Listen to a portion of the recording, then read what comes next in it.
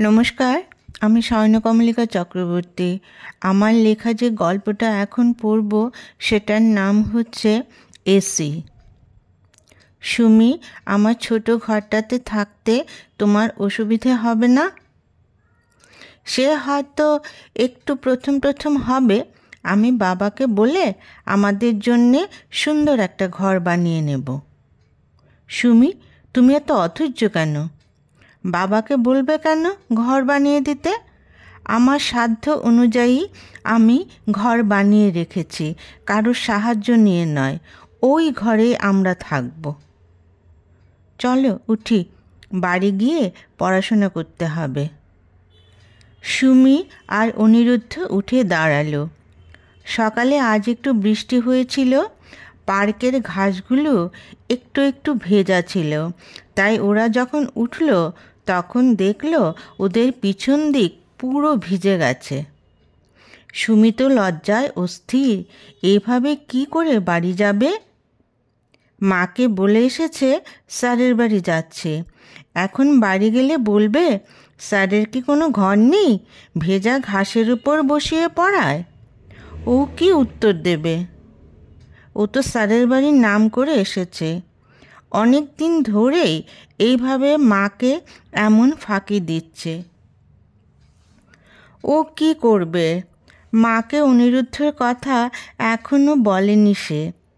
যদি কোনো দিন সুযোগ আসে তবে সে সব সত্যি কথা বলবে, কোনো মিথ্যে কথা বলবে না।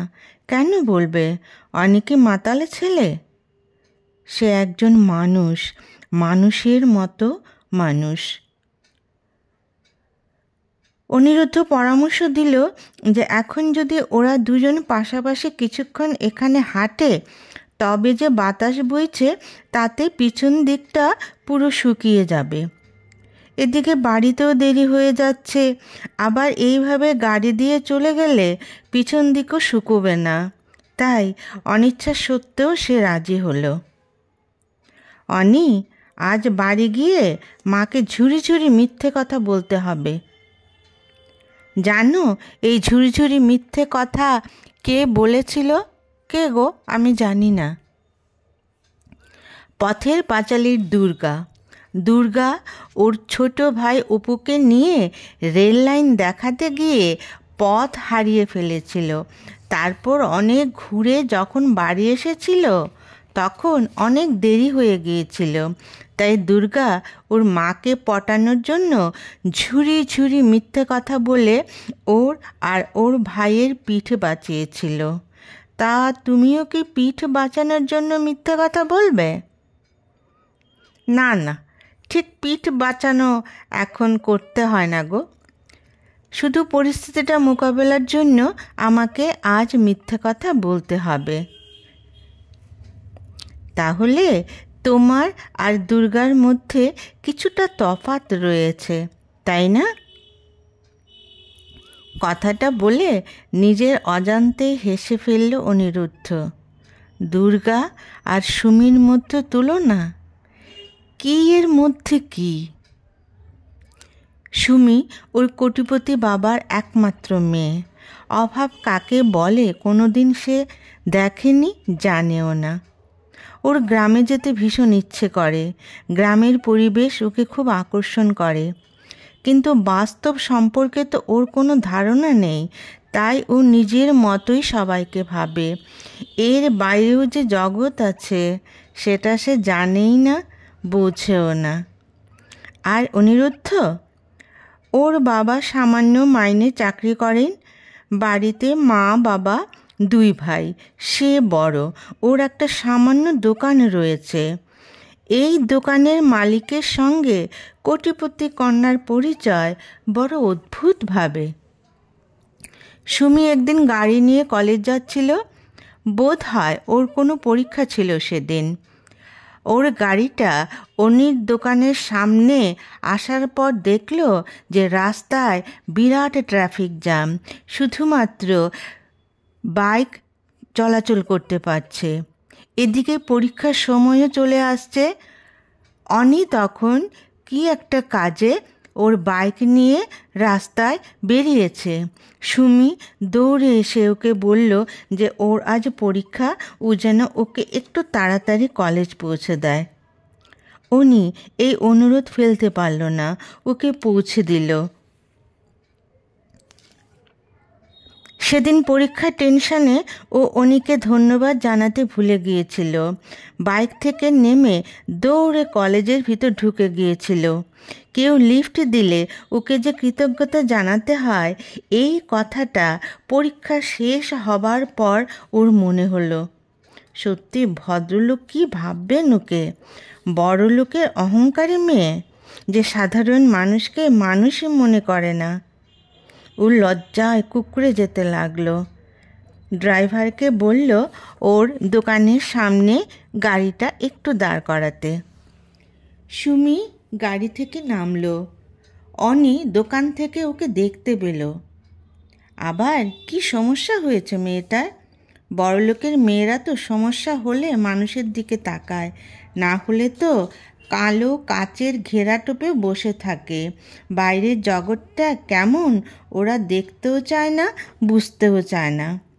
কেন এ মেয়ে ওর দোকানে আসছে সে বুঝতে পারছে না।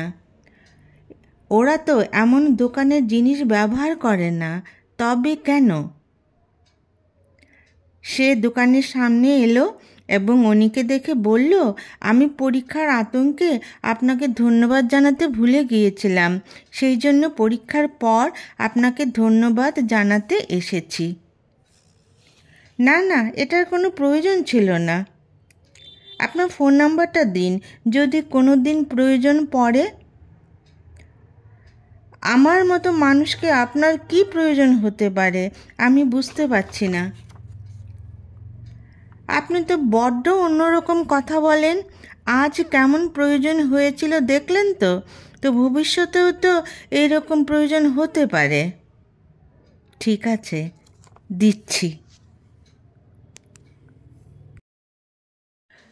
প্রথমে একটু একটু কথা বলা, তারপর সেই কথা বলাটা আস্তে আস্তে যেন বাড়তে লাগলো। সুমি ওর মধ্যে একটা সত্যি সত্যি মানুষ খুঁজে পেল। ওর সমাজের মেকি খোলস পড়া মানুষ উনি নয়। তাই সেই সম্পর্কটা সুন্দরভাবে এগিয়ে গেল। সেদিন বিকেলবেলা সুমি মনোযোগ দিয়ে ওর টেবিলে পড়াশোনা করছে। হঠাৎ ওর মা এক গ্লাস কফি নিয়ে ঢুকলেন। কফি খেতে ওর খুব ভালো লাগে, আর না চাইতেই মাই কফি নিয়ে এসেছে। ও আজ কার মুখ দেখে উঠেছে। সুমির মা একটু কানাঘুষা শুনতে পাচ্ছেন, কিন্তু মেয়েও কিছু বলেননি, মাও মেয়েকে এ ব্যাপারে কিছু বলেননি। সুমি, আগামীকাল তোর কলেজ না গেলে চলবে না? কেন মা? তোকে একজন আঙ্কেল কাল সকালে দেখতে আসবে। আমি কি অসুস্থ যে আমাকে দেখতে আসবে? না না, এ দেখা সেই দেখা নয় রে, এ হলো কোণে দেখা। তোকে ছেলে আর ওর মা বাবা দেখতে আসবে। কি? হ্যাঁ, ছেলেটা বিদেশে থাকে রে, এই কিছুদিনের জন্য বাড়ি এসেছে। তোর বাবার বন্ধু ওর বাবা। এখন যদি মেয়ে পছন্দ করে যেতে পারে তবে পরে এসে বিয়ে করবে। মা, সামনে আমার পরীক্ষা, তুমি জানো না? জানি, এখন তো শুধু পছন্দ করে যাবে, বিয়ে তো পরীক্ষার পরই হবে। তুই ঠকবি না রে। মা, সব মা বাবাই তাদের সন্তানদের নিয়ে জয়ী হতে চান। আমার কাল ভীষণ জরুরি একটা ক্লাস আছে, আমি বাড়িতে থাকতে পারবো না। আর তাছাড়া তোমাকে একটা কথা বলি, তুমি হয়তো কিছুটা শুনেছ, আমি ওই ছেলেকে বিয়ে করব না। মানে? মানে আবার কি? আমি অনিরুদ্ধকেই বিয়ে করব। বলিস কি? তোর মাথা ঠিক আছে তো? কেন মা?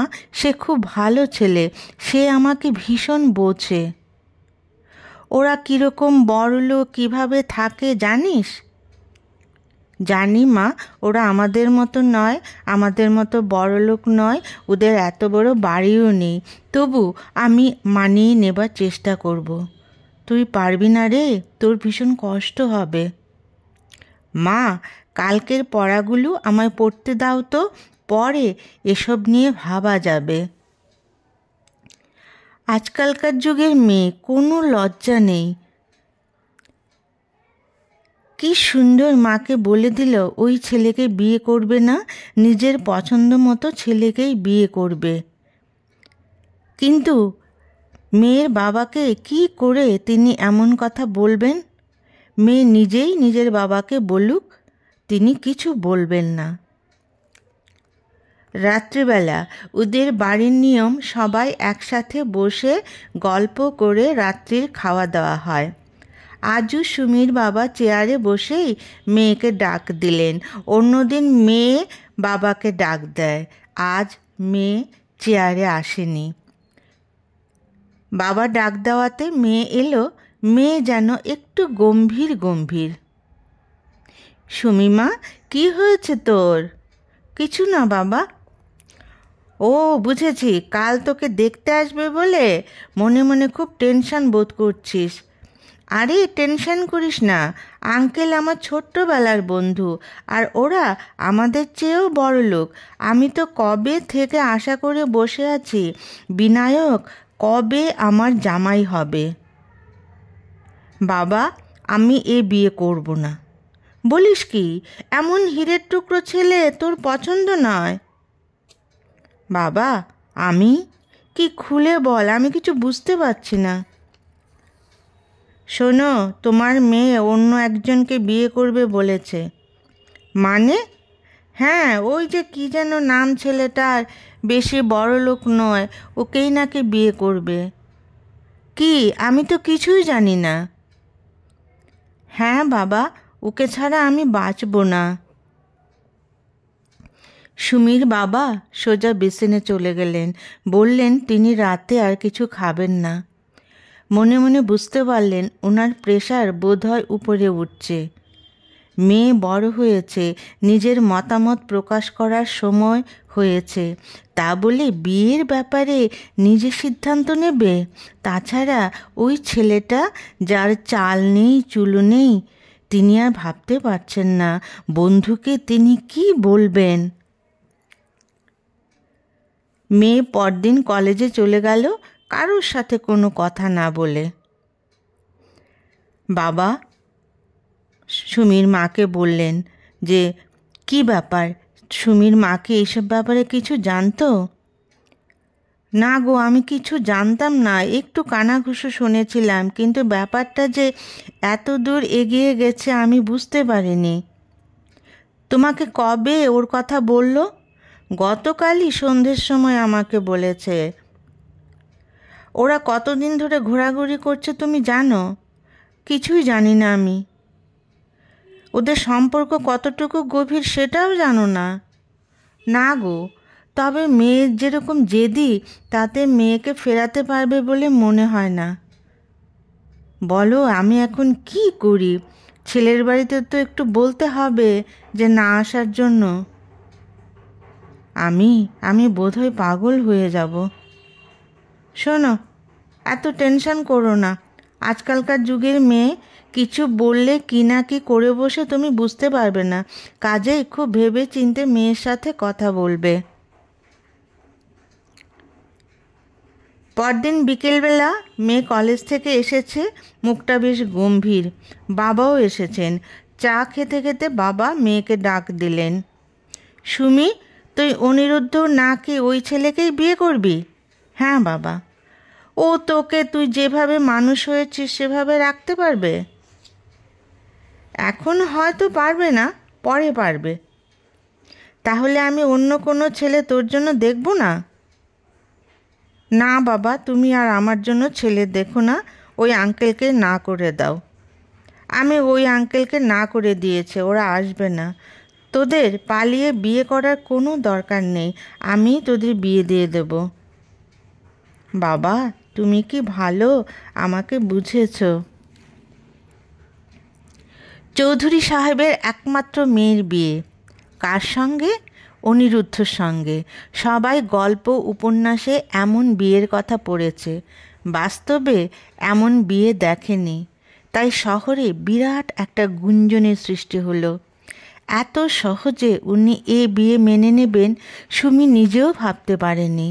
অনিরুদ্ধ ভাবছে এটা কোনো চাল নয় তো সুমির বাবার। যাক, চৌধুরী বাড়ির একমাত্র কন্যাকে সানাই বাজিয়ে অনিরুদ্ধ ওর ঘরে নিয়ে এলো। সুমির বাবা চিন্তা করলেন যে মেয়েকে যদি বাধা দেন, মেয়ে উল্টোপাল্টা কিছু করে বসবে না তো। একমাত্র মেয়ে, পত্রপত্রিকায় যে সমস্ত কাহিনী উঠে তাতে তো বাধা দিলে হিতে বিপরীত হবে। তখন সবাই ওনাকে দোষী সাব্যস্ত করবেন, বলবেন যে বড়লোকের দম্ভে তিনি মানুষকে মানুষই মনে করেন না, এখন মেয়েকে হারিয়ে কেমন শাস্তি পাচ্ছেন, ইত্যাদি ইত্যাদি কত কথা। কাজেই তিনি রাজি না হয়ে কি করবেন? অনি, বাথরুমে বাথটাব নেই কেন? কি বললে? বলছি বাথটাব নেই কেন? আমি কি করে স্নান করব? সুমি, লক্ষ্মীটি, কাউকে কিছু বলো না। কাল বৌভাত, কিছুদিন কষ্ট করো, আমি চেষ্টা করব বাথরুমে বাথটাব বসাতে। অনিরুদ্ধ কেন? ওদের আত্মীয় স্বজন কারোর বাড়িতেই বাথটাব নেই। ওরা বাথটাব হয়তো দেখেইনি। ওর বাথরুমটা খুব ছোট, কোথায় বসাবে বাথটাব? অনিরুদ্ধর মাথাটা ঝিমঝিম করতে লাগলো। ওর ইচ্ছে হলো নিজেই কোনো বাথটাবে গিয়ে মাথাটা চুবিয়ে কিছুক্ষণ শুয়ে থাকে, কিন্তু আগামীকাল অনুষ্ঠান, ওর মাথাটা ঠান্ডা রাখতেই হবে। বৌভাতের বাড়িতে প্রচুর লোকজন। ওর মা ওকে বলে দিয়েছে ঘোমটা দিয়ে বসে থাকতে। ও তো কোনো দিন শাড়িই পরেনি, তাই শাড়ি পরে ঘোমটা দিয়ে বসে থাকতে ওর প্রাণান্তকর অবস্থা হলো। নিজেকে মনে হলো চিড়িয়াখানার বন্দি কোনো জন্তু। সে নিজের ইচ্ছে মতো কিছু করতে পারবে না। সমস্ত মানুষ ওকে দেখতে আসবে, মন্তব্য করবে। সন্ধে হলো, প্রচণ্ড গরম, সঙ্গে লোডশেডিং হয়েছে। বড় বড় মশারা খুশি মনে বেরিয়ে পড়েছে। সুমি মশার কামড়ে নাজেহাল হয়ে পড়ল। ঘোমটার ভিতর দিয়ে মশারা ঢুকে যাচ্ছে। এতদিন পত্রপত্রিকায় বন্ধুদের কাছে মশার গল্প শুনেছে, বাস্তবে যে মশা এমন কানের কাছে গুনগুন করে গান গাইতে পারে এটা ওর জানা ছিল না। সঙ্গে তাদের হুল ফোটানো। বাপরে বাপ, এক একটা মশা কামড় দিচ্ছে, নরম তুলতুলে গোলাপি শরীরে লাল লাল চাকা চাকা দাগ বসে যাচ্ছে। অনিরুদ্ধ যত বলছে মশা গায়ে বসলে হাত দিয়ে চটাস চটাস করে মারতে হয়, কিন্তু ও তো মশা মারতেও শেখেনি। এদিকে লোকজন আসছে নতুন বউ দেখতে, আর সে কিনা বসে বসে মশা মারবে। মশারাও খুশি, ওরা এমন আনাড়ি মানুষ পায় না। বসে ভয়ে ভয়ে এই বুঝি ৮২ শিক্ষায় চপেটাঘাত পড়বে ওদের শরীরে, ও সঙ্গে সঙ্গে পঞ্চত্ব প্রাপ্তি হবে। কিন্তু গোলাপি শরীরে বসা একটা মশারও পঞ্চত্ব প্রাপ্তি হলো না। ওরা গিয়ে মিটিং বসালো। আজ ওরা খুব খুশি। ওরা এতদিন এত রক্ত খেয়েছে, কিন্তু আজ মনে হচ্ছে ওরা যেন গোলাপ ফুলে রক্ত চুষছে। মনে হচ্ছে ভগবান যেন ওদের সুখটা চিরদিনের জন্য রেখে দেবে। রাত্রে 11টা, বৌভাত সাঙ্গ হলো। সুমি ওর নিজের ঘরে এলো। এতক্ষণ সে ওর শাশুড়ির ঘরে বসেছিল। বৌভাত পর্বটা শাশুড়ির ঘরেই হয়েছে। সে ভাবছে এবার বোধহয় ও শান্তিতে ঘুমোতে পারবে, কিন্তু ওর বাড়ির বাস্তব আর এই বাড়ির বাস্তব যে পুরোপুরি আলাদা সেটা তো সে জানতো না। তাই আসার পর প্রতিটা মুহূর্ত এক নূতনভাবে ওর কাছে উদ্ভাসিত হচ্ছে। অনিরুদ্ধ, আমার ভীষণ ঘুম পাচ্ছে, আমি এবার ঘুমোবো। ঠিক আছে, মশারিটা টানিয়ে নাও। মশারি? কেন? লোকে মশারি কেন টানায় তুমি জানো না? জানি, কিন্তু আমি আমাদের বাড়িতে কোনো মশারি দেখিনি। বলো কি, তোমাদের বাড়িতে মশা কামড়াতো না? তোমাদের বাড়িতে মশা নেই? না, নেই। ওরে বাবা, এখানে কীরকম মশা তুমি তো সন্ধে থেকেই টের পেয়েছ। একবার ঘুমুলে তোমাকে ওরা সবাই মিলে তুলে নিয়ে যেতে পারবে। বলো কি, তাদের এত শক্তি? হ্যাঁ। কিন্তু ঘরের মধ্যে ঘরে কি করে ঘুমোয়? আমার যে শুয়েই দম বন্ধ হয়ে আসছে। সুমি, কি করবে বলো? আমাদের বাড়িটা তো তোমাদের বাড়ির মতো এসি নয়। তুমি ছোটোবেলা থেকে কোনো দিন এসি রুম ছাড়া থাকোনি, আমি কোনো দিন এসি রুমে থাকিনি। কাজে আমরা তো ঘরের মধ্যে ঘরে ঘুমোতেই অভ্যস্ত। এখন তুমি কি করবে আমি কিছুই বুঝতে পারছি না। আচ্ছা, মশারির মধ্যে দম আটকে আসে না? দম আটকে গেলে আজ তোমার সাথে কি করে কথা বলছি? তাই তো, কিন্তু আমি কি করব? প্রথম দিন এমন একটু কষ্ট হবেই, পরে দেখবে সব ঠিক হয়ে যাবে। আমি কিছু বুঝতে পারছি না, আমি কি করে ঘুমোবো? তোমাকে কিছুই করতে হবে না, চুপচাপ আমি মশারি টানিয়ে দিয়েছি, চোখ বন্ধ করে শুয়ে পড়ো। আমি আর তোমাকে কিছু করব না। সুমি চোখ বন্ধ করে ঘরের মধ্যে ঘরে শুয়ে পড়ল। অনিরুদ্ধ পাখাটা ফুল স্পিডে চালিয়ে দিল। এটাই এখন তাদের এসি। নমস্কার।